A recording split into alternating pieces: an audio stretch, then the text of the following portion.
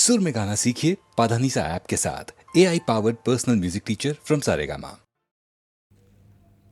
Now we deal with verse 47, which is the key verse in this philosophy of action given by Sri Krishna.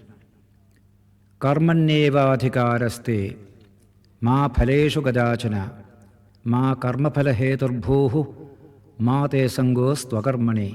4 propositions are here tied together in a profound meaning. To work, you have the right, is the first proposition. The second is, not the fruits thereof. Third says, let not fruits be the motivation for your action. And fourthly, neither should you be addicted to inaction. If I don't get the fruits, why should I act? That attitude should not be. To work you have the right, not the fruits thereof. Let not fruits be the motivation for your action. What is the motivation for our action? That will be dealt with in the succeeding verses. But here, this verse is largely misunderstood. Without aiming at fruits, how can I work? Perfectly true. But a constant emphasis on the ego, that all the fruits must pertain to the ego, that is being removed here. We have to knock off that center of gravity of the ego, because the ego in man, organically centered, is not the true self of him. This is a profound truth taught in Vedanta, and I am glad to find that is emphasized in biology in this 20th century. In a famous book written by H.G. Wells, G.P. Wells and Julian Huxley over 50 years ago, with the title The Science of Life, which is a digest of modern biological knowledge, there is a section towards the end dealing with the philosophical implications of modern biology. There comes a discussion of the status of the ego in evolution. It's a remarkable statement. We see in the vast vista of cosmic evolution no datum called the ego. In the vast vista of organic evolution, you don't find anything like the ego. It is only at the human stage the ego appears, that too after a baby is over 2 or 2.5 years old. What a profound datum it is. Once the ego comes, man becomes powerful. He dominates all nature.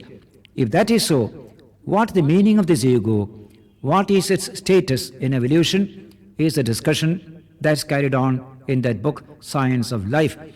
This is the main theme in ancient Vedanta as well. I quote from that Science of Life.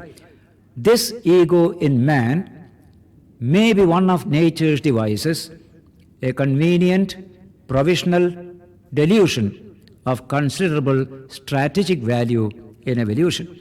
It has a strategic value in evolution. It is a provisional delusion, not a final datum that is to come. That's a beautiful idea.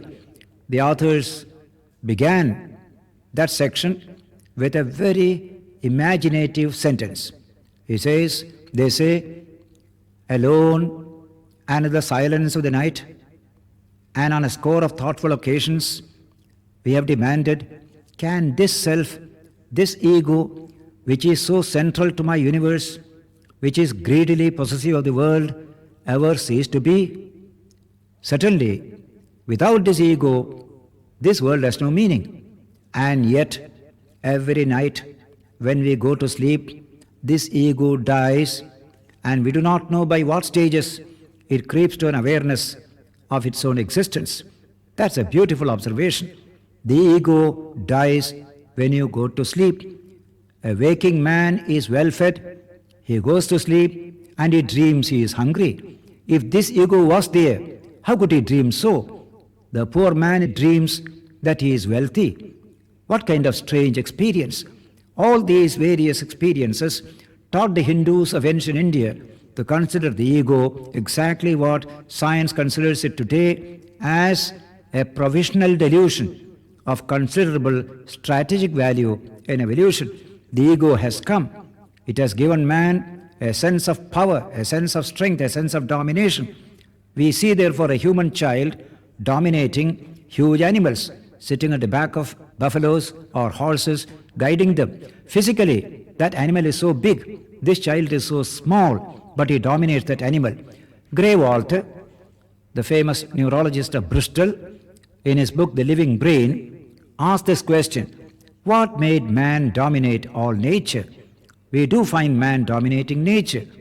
Then he gives the answer: the capacity for imagination which man has made possible his domination over nature. The image-making capacity, that when a sensory input comes into the system, he is able to image that sensory input and vary his reactions according to the situation, which no animal can do. And because of this, a new focus of awareness comes within the human individual, namely the self, namely the ego. Along with it comes many new capacities like reason, judgment, will, and eventually speech communication. All these made man dominate nature. What a wonderful datum is this ego. And so, Grey-Walter says, if you doubt this truth which I am presenting, then find out the alternative. Suppose the tiger or the lion developed this capacity of imagination and this focus of the self within, what would be the result? And he answers with a chuckle in his eyes, you and I won't be here to discuss this subject. Any species that develop this focus of awareness within, self-awareness, would dominate nature. In this case, man has achieved this development. Is it the final? No. It is only an initial datum. It is only of a strategic value in evolution as a provisional delusion, says biology. Vedanta says the same thing. This ego must be transcended. We have to go beyond it into something more infinite that is there. This ego is conditioned by the organic system. Detach the ego from the organic system and expand it in sympathy, compassion, fellow feeling and love to encompass millions of egos in society. This is called the spiritual growth of man. This is called psychosocial evolution in the language of modern biology. The psyche detached from one organic system with which it was attached throughout the life of the individual. And it is able to expand beyond this tiny organic system so that I live for others, I work for others, I work for the good of others, I develop the spirit of service and dedication, the capacity to communicate other human individuals. If I am only conditioned by the ego, I become, in the language of the late Bertrand Russell, a mere billiard ball. And the only relationship of a billiard ball with another billiard ball is collision. Human beings centered in the ego collide against each other. They cannot communicate with each other. Until we transcend the ego, the capacity for communication will not come to man. Capacity for love. That is why in modern biology, we deal with man as individual, growing into man as a person. Individuality is centered in the ego. It wants freedom, but it has no sense of responsibility to other individuals in society. This growth is a spiritual growth by which individuality expands into personality. Personality involves the capacity for human communication. All teamwork, all spirit of service and dedication are byproduct of evolution of man from individuality to personality.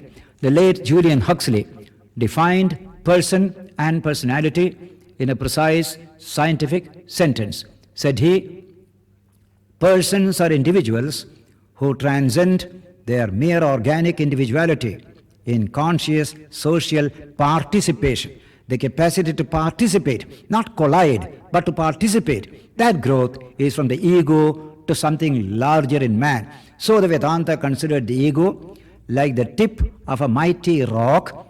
You see it as only a small bit of a rock on the surface of the sea. But deep below is an immense rock, invisible to the eye. But that is a real rock. So also, man revealed as the ego is like a tip of an iceberg, tip of a huge reality. Sensory vision reveals only that much.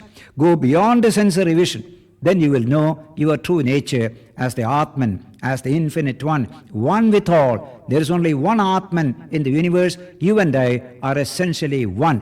When Jesus said, love thy neighbor as thyself, There is no reason, but the reason finds itself in Vedanta. You are thy neighbor. The same Atman is there as well as here.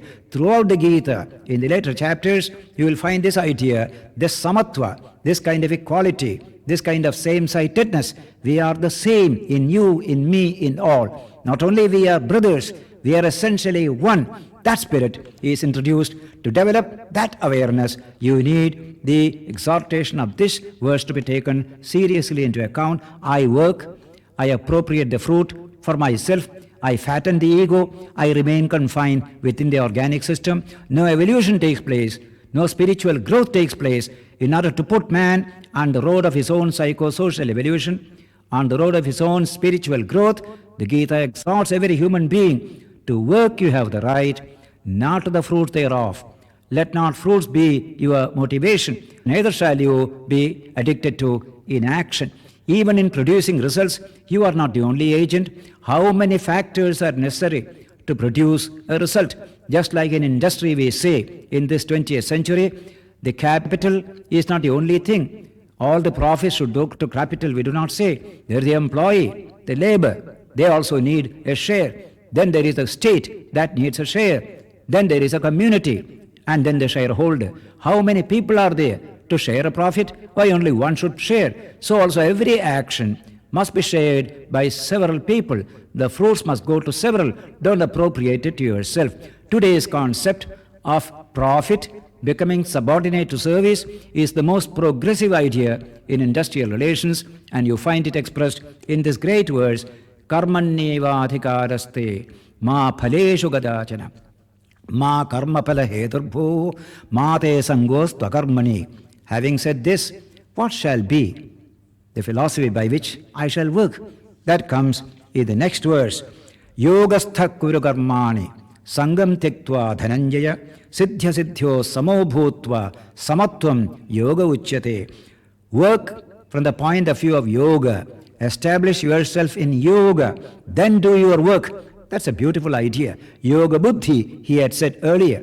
Develop that yoga buddhi, then do your work. You will see it in its infinite dimension. Not a tiny thing. Work, get some profit, enjoy it, forget everything else. That kind of a tiny, contracted human being is not the ideal. An expansive human being who feels his oneness with all. How to develop that man? Krishna says, Yogastha kuru karmani. Perform actions established in yoga. Sangam tektva. Giving up attachment to this tiny ego within myself. Dhananjaya. Siddhya siddhyo samo bhutva. Developing that equanimity as to success and failure. Then he gives a beautiful definition. One of the two definitions given in this chapter of what is yoga. What is yoga? He says, Samatvam yoga uchyate. Equanimity is yoga. Evenness of mind is yoga. One of the profound definitions is given here in biology, in that same book which I referred to earlier, Gray Walter's The Living Brain.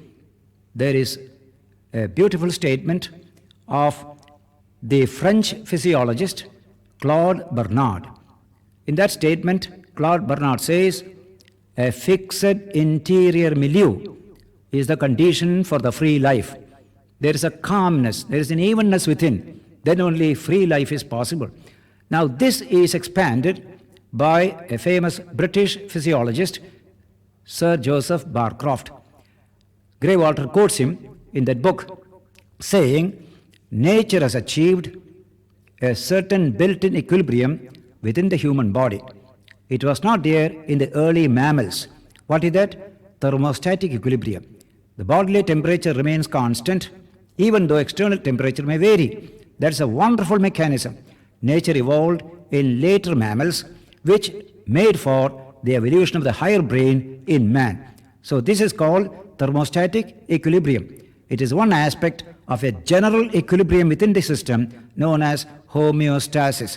It is a great word in modern scientific thought. So that not only thermostatic equilibrium, but the composition of the blood remains constant all the time. When I work, it is disturbed and the body automatically restores that equilibrium. This built-in mechanism for creating an even condition within the body is known as homeostasis. That's why the statement of Claude Bernard, a fixed interior milieu is the condition for the free life. By developing homeostasis, man developed, or nature developed for man, this higher brain.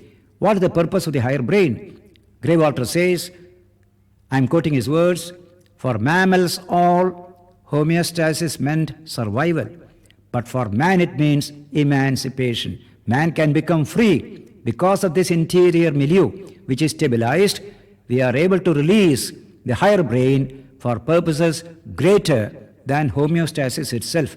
By relegating the menial tasks of the body, such as mere survival, to the old brain, nature released the new brain in man for purposes greater than homeostasis itself, namely emancipation. Saying this, Greywater adds, this concept of homeostasis is not anything new. It is there in the ancient books of the world. It is the equivalent of nirvana, of samadhi, of peace that lieth within. All the great ideas in all spiritual traditions, he equates them with the concept of homeostasis. Nature achieved a physical homeostasis for man. Man has to achieve a mental, emotional homeostasis for himself. That is expressed in this beautiful sentence, Samatvam Yoga Uchyate. This tremendous energy of emotions within must be made even, must develop a certain equilibrium. Then only we can carry our psychic energy to higher levels of expression. Man's spiritual development needs this equilibrium at its emotional level. That's why in Sanskrit there are two words dealing with this inner homeostasis, Shama and Dama. Control of the mind, control of the senses. When these two are properly disciplined within, then a tremendous thing takes place. What is that? He reveals his own true nature, the infinite Atman. Just like the waves do not allow us to see into the depth of the lake where there is a beautiful gem, when the waves subside, we can see the gem. So also, when this emotional system is properly disciplined and tranquilized, something great happens to man. This is yoga. In the Kathopanishad, Yama tells Nachiketa this same idea, Yada Panchavadishtante Jnanani Manasasaha Buddhischana Vicheshtate Tamahu Paramam Gatim Tam Yogamiti Manyante. When the five sense organs, along with the manas or mind, are tranquilized, even the intellect or buddhi does not flicker. That is considered to be the highest state. That is called yoga. In that yoga, you realize your own true nature. The same idea is expressed in Patanjali's Yoga Sutras also. The mind exists in two states, in the scattered state, in the gathered state. When you gather the mind, what happens to you? You realize your own true nature as ever free. Tada drashtuh sarupe avasthanam. In that state, the seer is established in his own true state. In all other states, he gets scattered and mixed up with everything else around him. So man must realize this state of his true being. Then when he enters into work, he is able to hold himself free. That kind of a disciplined work becomes possible, a work by which he will not be bound thereafter. That's why this inward penetration is necessary. From that point of view, when you work becomes your redemption. It is through this practice and discipline of Shama and Dhamma that man proclaims his freedom, his spiritual freedom, that he is able to discipline the energy resources within himself so as to create something better out of it. That is what we do with raw material. We take, process it, and produce gold or iron or steel. Similarly, in character, we take all these experiences and process them. That independence is expressed in this discipline of Shama and Dhamma. Therefore, he defines yoga as samatvam. Samatvam yoga uchyate. Other definition comes later, but this is the preliminary definition. Samatvam yoga uchyate.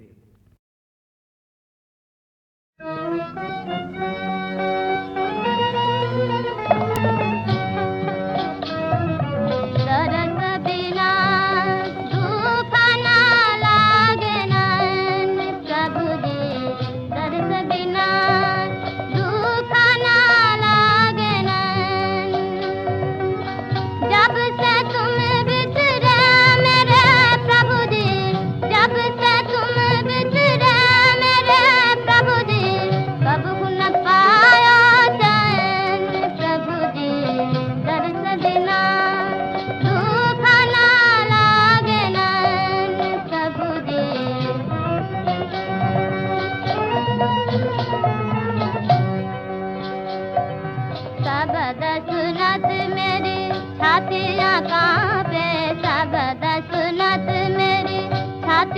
कांपे, मीठे लागे बयान प्रभु जी, मीठे लागे बयान।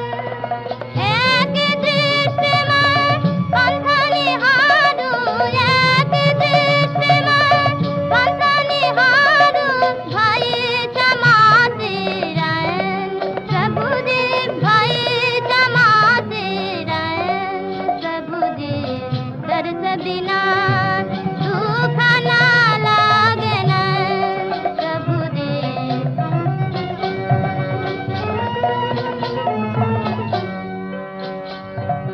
विरह विकार का शोका हूँ सजनी, बह गई कारावास यान। हाँ, विरह विकार का शोका हूँ सजनी, बह गई कारावास यान। मीरा गे प्रभु कब्र मिलोगे, मीरा गे प्रभु कब्र मिलोगे, दुख में जाना सुख दैन प्रभु जी, दुख में जाना सुख दैन प्रभु जी। दर्द बिना सूखा ना लागे नैन प्रभु जी, दर्द बिना सूखा ना लागे नैन। जब से तुम बिछड़े मेरे प्रभु जी, जब से तुम बिछड़े मेरे प्रभु जी, कब न पायो चैन प्रभु जी। दर्द बिना सूखा ना लागे नैन प्रभु जी, दर्द बिना सूखा ना लागे नैन।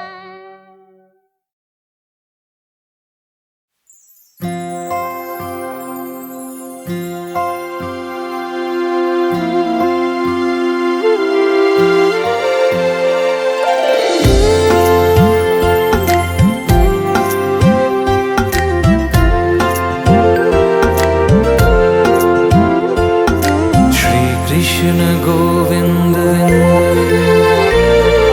श्री कृष्ण गोविंद हरे मुरारी, श्री कृष्ण गोविंद हरे मुरारी।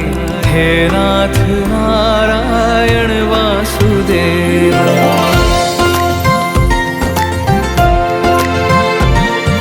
श्री कृष्ण गोविंद हरे मुरारी, श्री कृष्ण गोविंद हरे मुरारी। हे नाथ नारायण वासुदेवा, श्री कृष्ण गोविंद हरे मुरारी, श्री कृष्ण गोविंद हरे मुरारी। हे नाथ नारायण वासुदेवा। पितु मातु स्वामी सखा हमारे, पितु मातु स्वामी सखा हमारे।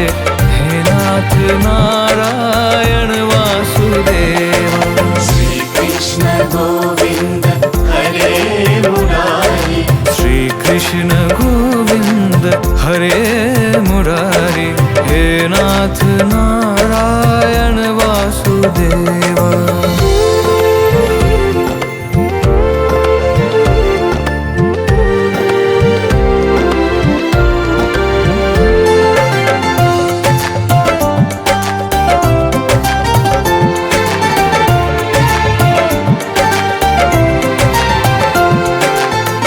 बंदी गृह के तुम अवतारी, बंदी गृह के तुम अवतारी। कहीं जन्मे कहीं पले मुरारी,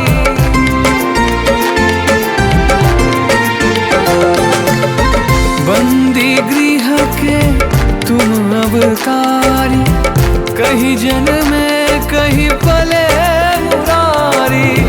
किसी के जाए किसी के कहाए, है अद्भुत हर बात तिहारी, है अद्भुत हर बात तिहारी। गोकुल में चमके मथुरा के तारे, गोकुल में चमके मथुरा के तारे। नाथ नारायण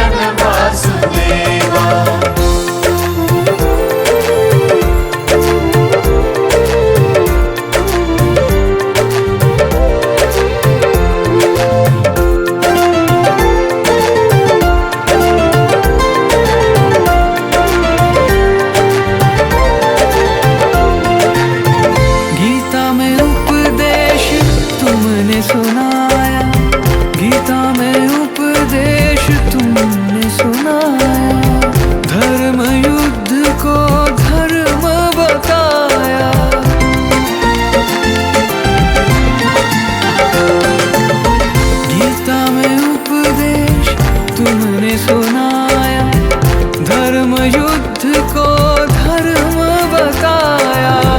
भले इच्छा से रहित कर्मों को हर मानव का धर्म बताया। हर मानव का धर्म बताया। अमर है गीता के बोल सारे, अमर है गीता के बोल सारे। हे नाथ नारायण वासुदेवा।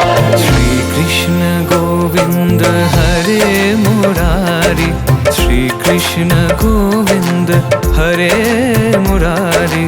हे नाथ नारायण वासुदेवा, पितुमात स्वामी सखा हमारे, पितुमात स्वामी सखा हमारे। हे नाथ नारायण वासुदेवा। श्री कृष्ण गोविंद हरे मुरारी। हे नाथ नारायण वासुदेवा। श्री कृष्ण गोविंद हरे मुरारी। हे नाथ नारायण वासुदेवा।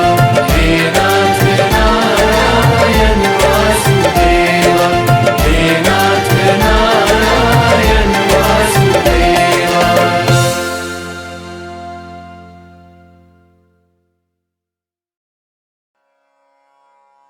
श्रीभगवानुवाच हन्त ते कथयिष्यामि दिव्या ह्यात्मविभूतयः प्राधान्यतः कुरु श्रेष्ठ नास्त्यन्तो विस्तरस्य मे। अर्जुन कृष्ण का विस्तार, उनकी सीमा जानना चाहता है। कृष्ण सादगी से कहते हैं, तू मेरी विभूति, मेरी विशेषता के बारे में सुन, क्योंकि मेरे विस्तार का तो कोई अंत ही नहीं। दोस्तों, कृष्ण की क्या सीमा है? वो कहां तक जाते हैं? वो हम लोगों के लिए या अर्जुन के लिए ये जानना संभव है क्या? ना, ये संभव नहीं है दोस्तों। जो अनादि और अनंत है, यानी कि जिसका कोई आरंभ ही नहीं, जिसका कोई अंत नहीं, विदाउट बिगिनिंग और एन एंड, उसके विस्तार को आप कैसे समझोगे? हां, लेकिन जरूरी है कृष्ण के स्वरूप को समझना, और वही बात स्वयं कृष्ण समझा रहे हैं। यत्र काले त्वनावृत्तिम आवृत्तिम चैव योगिनः प्रयाता यान्ति तं कालं वक्ष्यामि भरतर्षभ। जिनको इस जन्म में ज्ञान हासिल हो जाता है, जो अपने अंदर के परमात्मा को पहचान जाते हैं, उनका पुनर्जन्म नहीं होता। दोस्तों, लेकिन जो ऐसा नहीं कर पाते, उनका फिर से बार बार जन्म होता रहता है। हम किस समय अपनी देह को त्याग रहे होते हैं, उसका भी बहुत बड़ा महत्व है। इसी समय, काल और मार्ग को समझाते हुए कृष्ण हमें बता रहे हैं कि शरीर का त्याग करते हुए किन किन बातों का ख्याल रखना चाहिए। आपको याद होगा कि कैसे भीष्म पितामह बाणों की सेज पर लेटे रहे और सही समय आने पर ही उन्होंने अपने शरीर का त्याग किया था। यत्र काले त्वनावृत्तिम आवृत्तिम चैव योगिनः प्रयाता यान्ति तं कालं वक्ष्यामि भरतर्षभ। जिनको इस जन्म में ज्ञान हासिल हो जाता है, जो अपने अंदर के परमात्मा को पहचान जाते हैं, उनका पुनर्जन्म नहीं होता। दोस्तों, लेकिन जो ऐसा नहीं कर पाते, उनका फिर से बार बार जन्म होता रहता है। हम किस समय अपनी देह को त्याग रहे होते हैं, उसका भी बहुत बड़ा महत्व है। इसी समय, काल और मार्ग को समझाते हुए कृष्ण हमें बता रहे हैं कि शरीर का त्याग करते हुए किन किन बातों का ख्याल रखना चाहिए। आपको याद होगा कि कैसे भीष्म पितामह बाणों की सेज पर लेटे रहे और सही समय आने पर ही उन्होंने अपने शरीर का त्याग किया था।